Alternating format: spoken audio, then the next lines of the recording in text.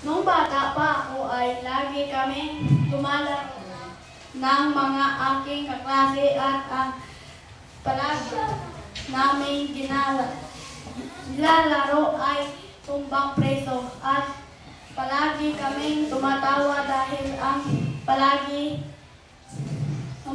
taya ay ang aking kaklase at marami pa kami na dinalaro. Mga tago-taguan at habulan. At ang aking